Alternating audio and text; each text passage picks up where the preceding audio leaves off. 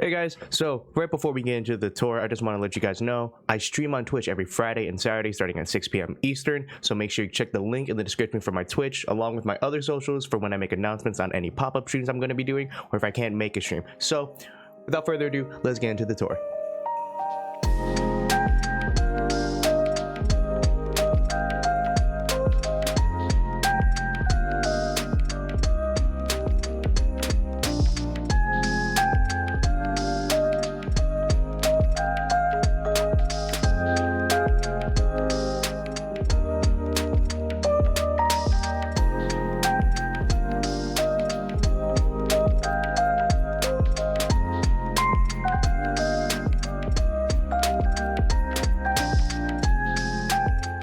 Okay, this is my first time ever filming like this, so don't judge me how it turns out. I'm still new to it. I still gotta get used to it. So, starting off, we have my, what was meant to be workstation, now which is used for monitoring my streams, or if I'm just chilling playing Xbox, not streaming anything. The laptop was used for taking notes in class when I was able to go to campus, but now it's only used for monitoring, making sure that everything's running smoothly, running ads, all that type of stuff. My screen right here is just a Roku TV that I use for my Xbox. If I'm in bed, I can just swivel the screen out, and then when I go back to my desk, I can just put it back. It just makes it multi-use for me, so it's just easy. Anyways, my console right here, like I said, is my Xbox One X. I got this thing, I don't know, like 3 years ago, and I already apparently have to upgrade to a Series X because that's coming out, but I'm going to choose not to yet because this thing is still serving a really good purpose for my streams, and I don't really intend on playing, like, the new games I do want to play on my PC, so it's not really used to upgrade yet, but I'll definitely upgrade at some point. But that's literally it. I have a Bose Bluetooth speaker that I barely use, so this side is really I gotta add more to it. But this is the side that you all probably want to see. My streaming side, my actual workstation side, so I'll walk you through this. Starting off with my monitors, I have two monitors from AOC, the C24G1s. I got these on Amazon for roughly $140. They are 144 Hz refresh rate with a 1080p resolution for 144, I think it was like 144, maybe 145, roughly around there. For that price, for both of these, or for each of these, it was worth it. I would definitely recommend. Although recently I saw for the same price, there's another C24G1 for 165 refresh rate. So I feel like I got ripped off, but you know, you live and you learn. For audio, down below, I have my Bose Companion 2 speakers. I use these for if I'm not editing, I'm just watching YouTube or Netflix or something. But most of the time I'm gonna be using my headset, which I'll show in a second.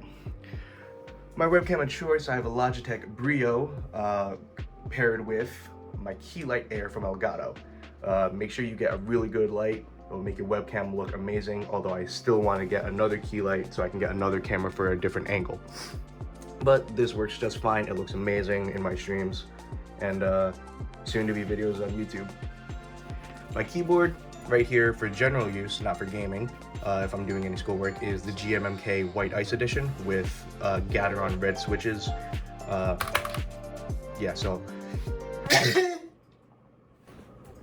that was unfortunate. Okay, so like I was saying before I sneezed, this is my GMMK White Ice Edition. It's a full-size keyboard with Gateron red switches. I took out the brown switches because I just like linear switches better.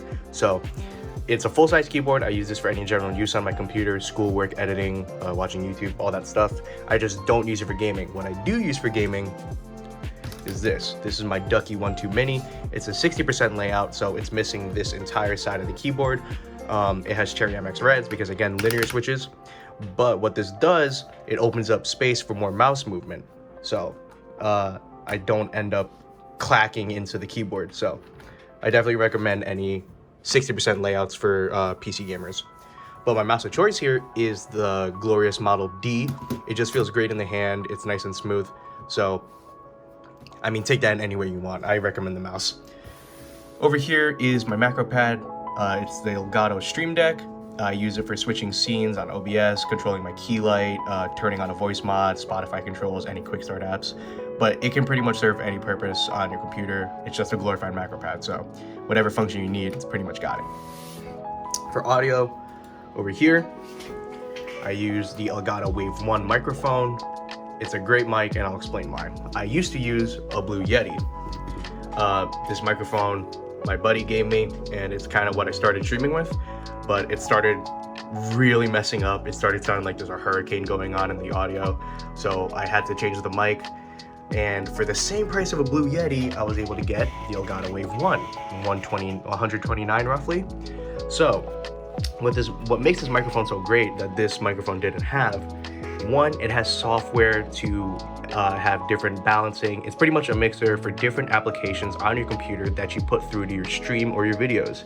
So if I'm playing music on Spotify, my game, my voice chat, I'm able to control the volume of everything in my ears and what goes out to the stream. So that's number one. Number two, this thing has something called clip guard. I scream a lot when I game. I can get mad. So what happens is with the Blue Yeti, my voice would distort horribly. With this, my voice doesn't distort. So it's nice and crisp, it's clean. It's just a solid mic all around. I couldn't recommend it enough. Elgato really came through. Just Elgato, Elgato, Elgato. So Elgato, thank you. Here we have what you've been waiting for. This is my beast, my rig, my first ever PC build. This is Titus. So inside Titus, we have a Ryzen 5 3600 CPU being cooled down by the Corsair H100i AIO. Underneath that, we have an EVGA GeForce RTX 2060 graphics card with the Elgato HD60 Pro capture card. And on top of the motherboard, I also have 16 gigs of RAM rated at 3200 megahertz. We have the Corsair Vengeance RGB Pro White editions, and it's all sitting on top of the Asus Prime X570-P motherboard. I could have gone for a B450 chipset, but I found an X570 chipset for a really good price, so I didn't turn it away. I also have 6 Corsair LL120 RGB fans to match the theme. And powering up the system, I have a Corsair RM 650 watt power supply rated at 80 plus gold. So I can definitely upgrade in the future. And it's all sitting inside of the Corsair iQ 465X case. Probably one of the most beautiful cases in my opinion. Okay, so that's the whole setup. Hopefully you guys enjoyed watching the tour. This is just the beginning of my gaming setup because I am going to be adding upgrades down the line and probably make videos on it, so keep an eye out for that. Let me know what you think of my setup down in the comments. Let me know any questions that you have on your setups. If you have any upgrades and you don't know what to do, hopefully I can help you out. But if anything, make sure you like the video, subscribe. I'll catch you guys later.